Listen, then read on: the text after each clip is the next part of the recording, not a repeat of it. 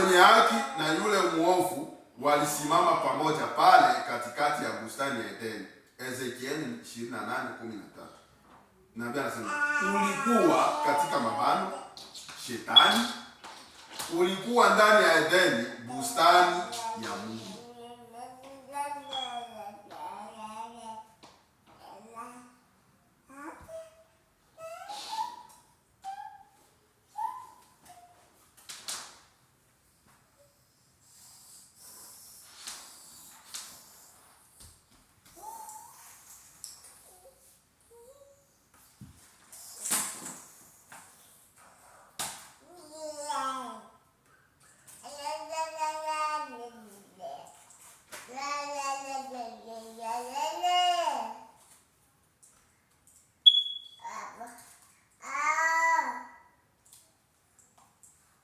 Tunasikia vizuri?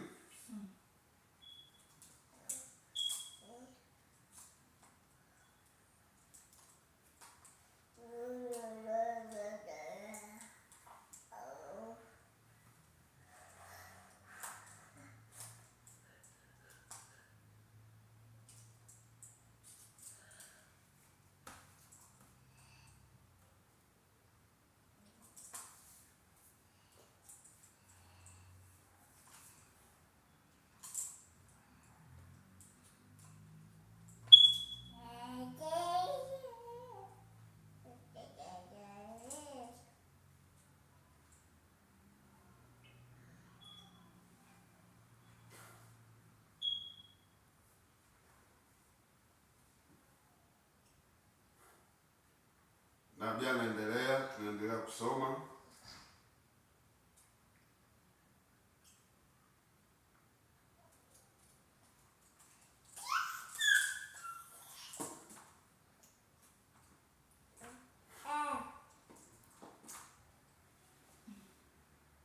Sasa kwa kuwa tumefikia umbali huu, hebu nijaribu kuangazia akili zenu juu ya somo hili ili muweze kuona umuhimu wa sisi kuingilia fundisho la uzao wa nyoka kama ilivyofanya.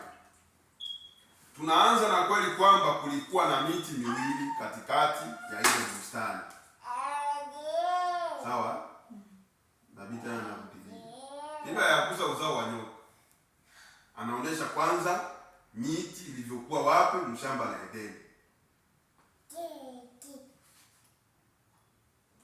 Ule mti wa uzima ulikuwa ni Yesu.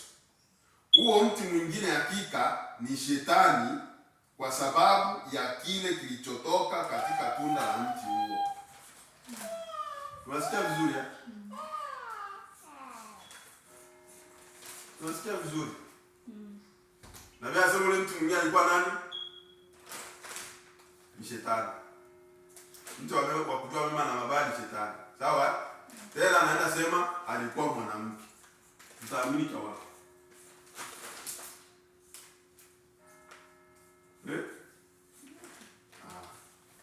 Tunaona inatakiwa explication ya nabii vizuri, atuambie vizuri. Ni shetani aje na ni mwanamke aje. Nabii anasema hivi, alikuwa ni shetani kazi yake ikilizihirisha kama ni shetani, ni ile tunda ambalo lilitoka kwenye ule mti. Ndio ilizihirisha kwamba huyu ni shetani. Nasikia mtu hawezi akahukumiwa kabla hajatoa tendo, hajafanya kitu fulani. Mtu anahukumiwa na kujua kwamba huyu alifanya kitu kibaya ama kizuri baada ya tendo.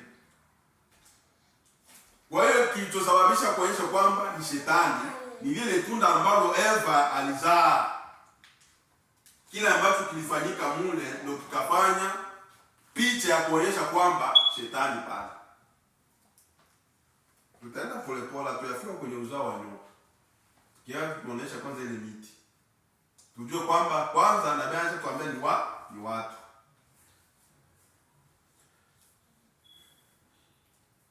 Sasa basi tunajua ya kwamba miti hiyo miwili ilikuwa na uhusiano na mwanadamu.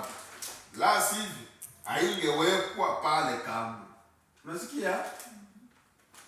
Miti yote miwili ambayo ilikuwa inawekwa mshamba la Edeni ilikuwa na uhusiano na nani? Na mwanadamu, Adamu ambaye alikuwa amewekwa.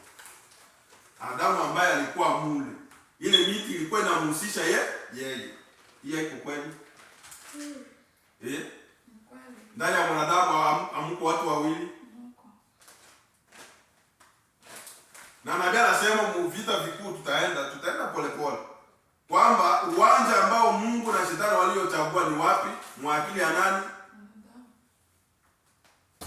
Kwa hiyo Adamu giza alivyokuwa mule mwakili yake baada ya kuingia katika mwili, mulikuwa vitu hivi: kuchagua mema au kuchagua mabaya.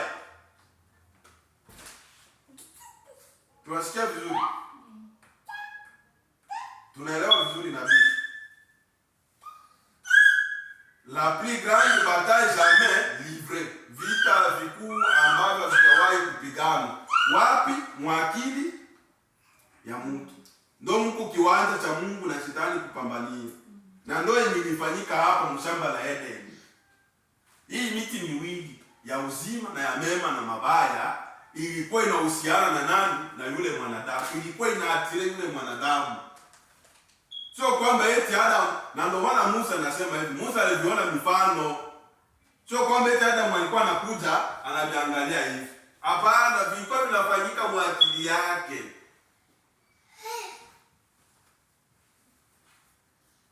Tutasikia vizuri kisi nabii anasema shetani kisha hadi kisa alienda kuchafua maumbile ya Mungu yenye alikuwa ameumba. Ndio uzao wa nyoka ndio kwa tunaenda.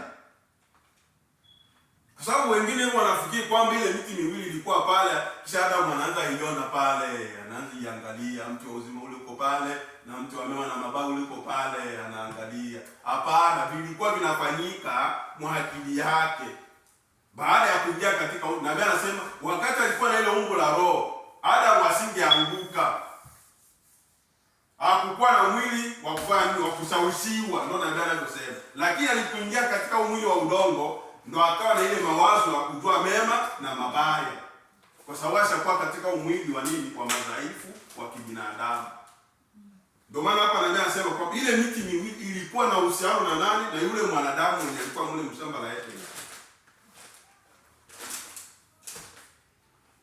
Yaani ile miti ilikuwa inakuwa inahusika na nani? Na yule mwanadamu. Zilikuwa ile miti miwili ilikuwa inaomba nafasi ya kufanya nini? Ya kumiliki yule mwanadamu.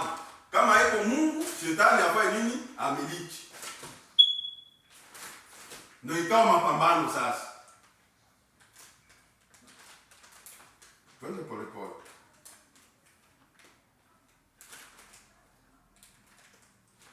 Sasa basi tunajua ya kwamba miti hiyo miwili ilikuwa na uhusiano na mwanadamu. La sivyo haingewekwa pale kama. Tunasikia? Kama isingekuwa na uhusiano na mwanadamu, hakukuwa na umuhimu wa kufanya nini? Wa kuweka ile miti pale mshamba la Eden. Hizi ni lugha za kimbinguni, hakuna aliweka pale alifanya nini? Wewe. Fimbo pepo yako hiyo.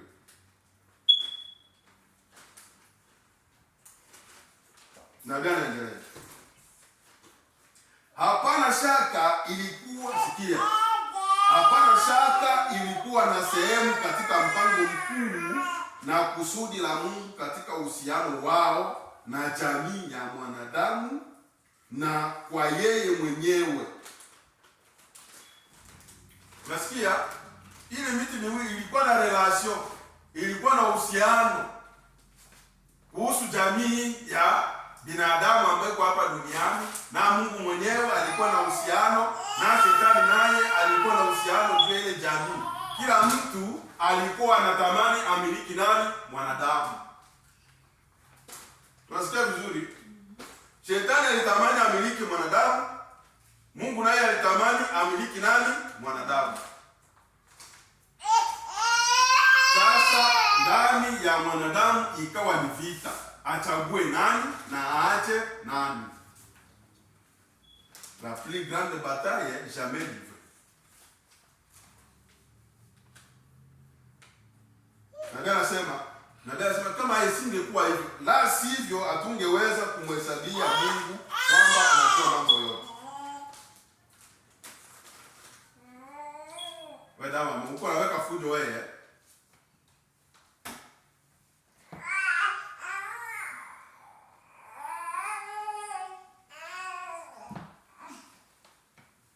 Wewe. Nabii anasema hii yote ni kweli kufikia umbali huu, sivyo? Nabii anasema hivyo vyote kama visingekuwepo, Mungu asingeitwa muumbaji, ama asingehesabiwa Mungu ambaye anayejua yote.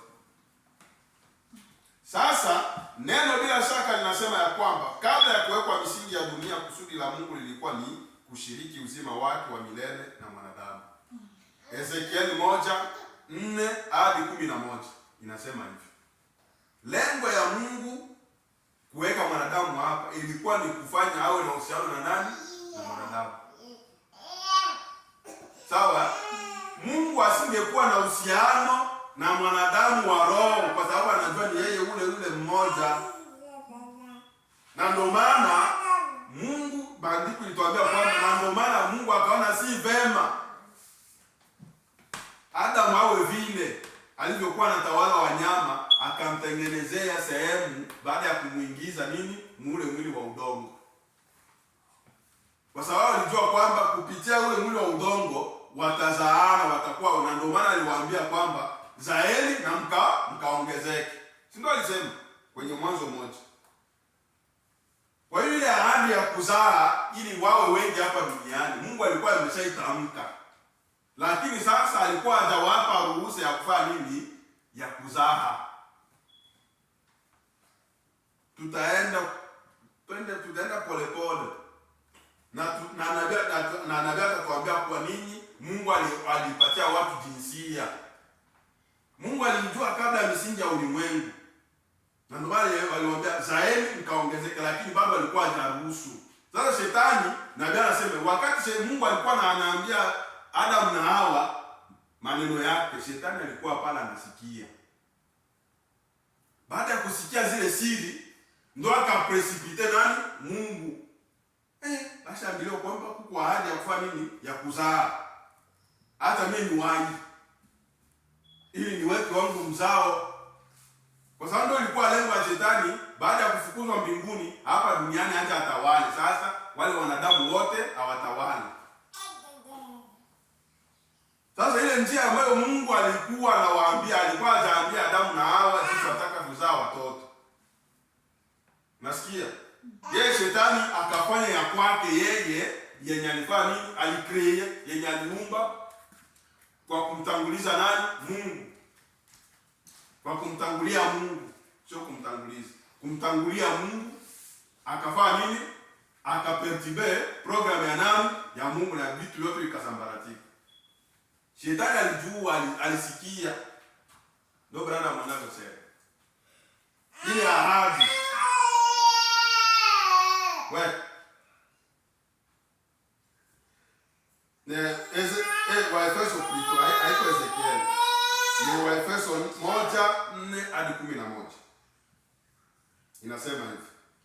Kama vile alivyotuchagua katika yeye kabla ya kuwekwa misingi ya ulimwengu, ili tuwe watakatifu, watu wasio na hatia mbele zake katika pendo, kwa kuwa alitangulia kutuchagua ili tufanywe wana kwa njia ya Yesu Kristo, sawasawa na urazi wa mapenzi yake, na usifiwe utukufu wa neema yake ambayo ametuneemisha katika huyo mpendwa. Mpendwa nani? Yesu. Katika yeye huyo, kwa damu yake tunao ukombozi wetu, msamaha wa dhambi, sawasawa na wingi wa neema yake, naye alituzidishia hiyo katika hekima yote na ujuzi, akiisha kutujulisha siri ya mapenzi yake, sawasawa na urazi wake aliokusudia katika yeye mwenyewe, kwamba katika madaraka ya wakati mkamilifu atavijumlisha vitu vyote katika Kristo, vitu vya mbinguni na vitu vya duniani pia. Naam, katika yeye huyo. Mungu akafujo.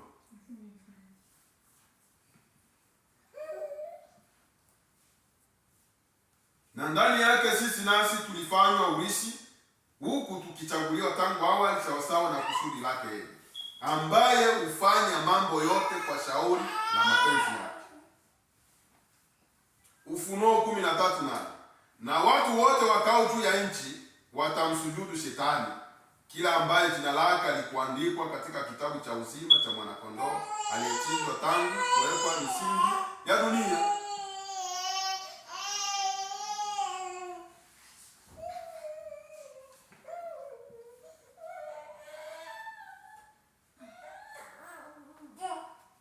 Tunasikia hapo? Tunaenda jumbe nyingine.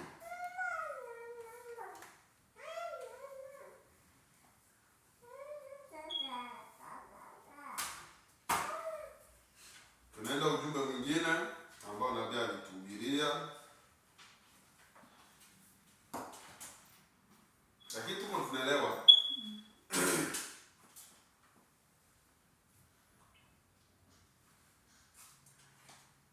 Tunaenda ujumbe wa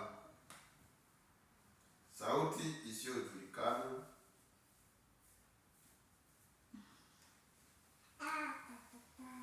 Sauti isiyojulikana ya tarehe 14 mwezi wa 7/62. Sauti isiyojulikana, paragrafu ya 145. 145.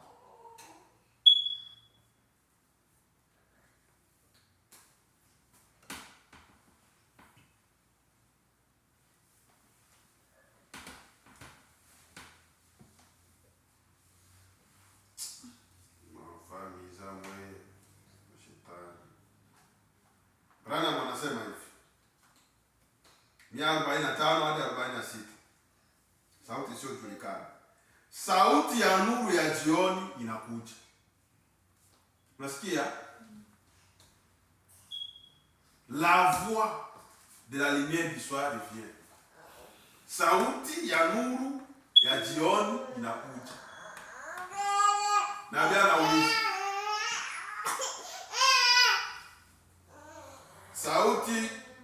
Sauti ya nuru ya jioni ni nini?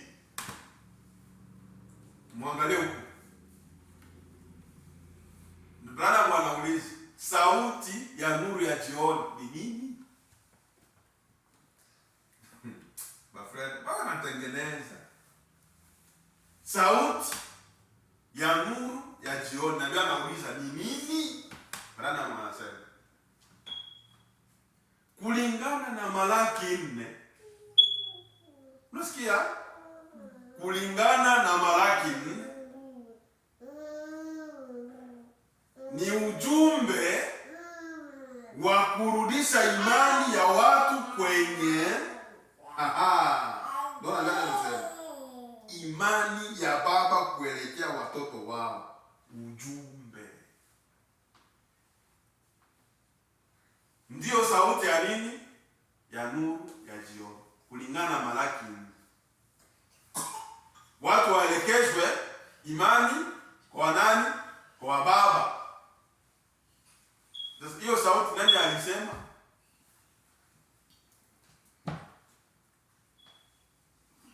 Sasa angalieni. Yesu kulikuwa na miti miwili katika bustani ya Edeni. Mmoja wapo ulikuwa uzima na mwingine ulikuwa mauti. Mmoja wapo ulikuwa ni yule mwanamke. Nasikia Branham? Mti wa mema na mabaya alikuwa nani? Ule mtu tunamjua sasa ni nani? Ni mwanamke. Branham ndio anasema. Sawa? Huo mwingine ulikuwa ni mwanamume. Unasikia? Branham ndio anasema. Mti wa mema na mabaya na mti wa uzima. Alikuwa mwanaume na nani? Tunaelewa?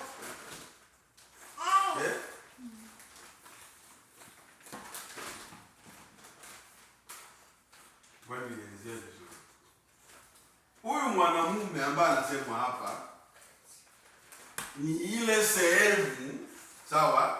Ile sehemu ambayo ilikuwa ndani ya Adamu, ile ya kumfanya mtu kwa mfano wetu, kwa sababu alikuwa na double portion. kabisa ilivyokuwa pale, alikuwa wa kiroho, tena alikuwa wa kimwili. Ile roho ambayo ilikuwa inamiliki wanyama hivi, sawa, ndio aliyekuwa Mungu, ndio ile sehemu ambayo ilitoka kwa Mungu, na ndio ule mti wa uzima. Tunasikia ule mti wa uzima ambao ulikuwepo pale ni ule Adamu wa roho, Kristo ambaye alikuwa ndani ya Adamu, na ndio maana asingeanguka alipokuwa katika ile umbo la roho, lakini alipoingia katika umbo la binadamu akaanguka. Na ndio maana Branham alituambia hivi, kabla mimi siyakuwa hapa nilikuwa roho. Unasikia? Wewe jinsi ulivyo pale, uko na double portion, uko wa kimwili na uko wa roho. Wewe toa hapo, uko anaweka fujo.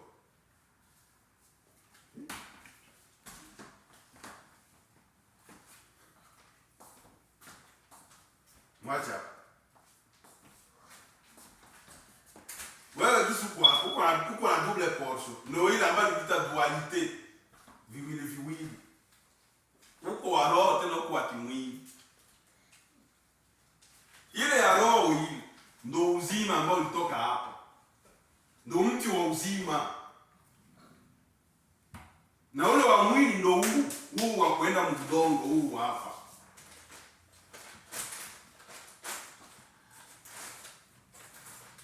Ule wa roho ndio nabii anasema Adamu asingeanguka. Adamu ne pouvait pas tomber katika ule mwili wa nini? Ule ambao alikuwa nao wa kiroho na kumfanya mtu kwa mfano wetu.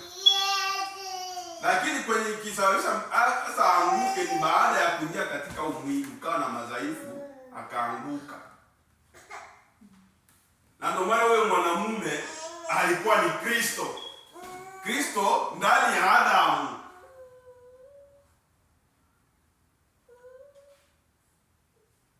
Mti wa uzima na mti wa mema na mabaya. Tunasikia vizuri? Kwa sababu tukisema kwa hali ya kawaida, yaani mule Mungu akuumba Adamu akuwa wa kwanza kuumba. Kwa sababu shamba la Eden au Edeni ilianza kuwepo, Adamu hajakuwepo. Si ni kweli? Siku ya kwanza Mungu akaumba, siku ya pili akaumba, Adamu hajakuwepo. Adamu alikuja kuumbwa siku ya 6. Sawa? Kwa hiyo tukienda kwa akili ya kibinadamu, ina maana Adamu hakuwa wa kwanza kuumbwa. Ina maana yule mtu wa uzima ule ambaye alikuwa ni mtu wa uzima, sawa, alikuwepo mshamba la Eden ama Eden kabla ya Adamu. Sasa hakuna andiko lilisema vile. Kwa hiyo ndio waliongelewa mule ni Adamu na nani na Eva. Ndio walikuwa mwile shamba, wao wawili ndio walikuwa pale, na ndio walikuwa na uamuzi wa kuchagua vya Mungu na Shetani. Mungu alikuwa anakuja tu kuwahubiria, wao ndio wanabakia sasa na uamuzi. Ni kama leo hivi. Upende message, usipende ni uamuzi wako.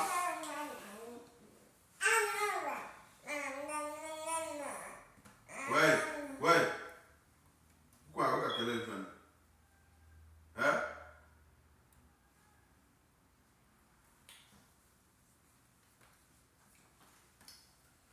Kulikuwa na miti miwili katika bustani ya Edeni.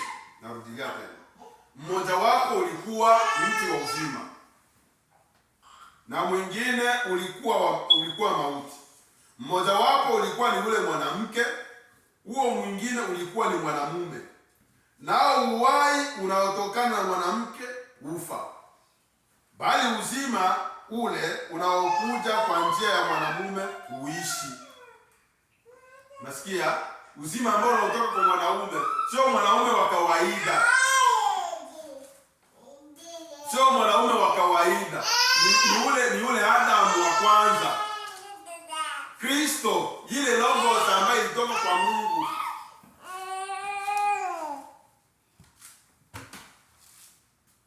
Yesu alisema, mimi ndimi mkate wa uzima ulioshuka kutoka kwa Mungu mbinguni. Malaika deshi. Maserafi waliulinda huo mti wa uzima ambao ulikuwa ni mkate wa uzima uliotoka kwa Mungu mbinguni. Basi angalieni ya kwamba hawangeula bila upatanisho, ndipo ilibidi upatanisho ufanywe, ndipo angeweza kuula mkate wa uzima.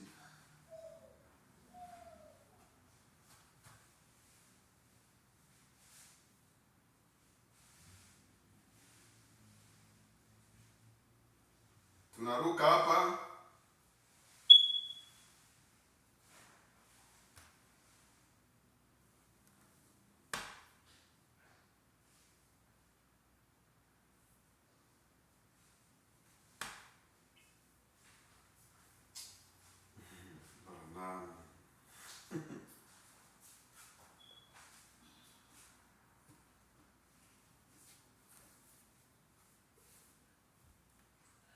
sikia na jana lilosema.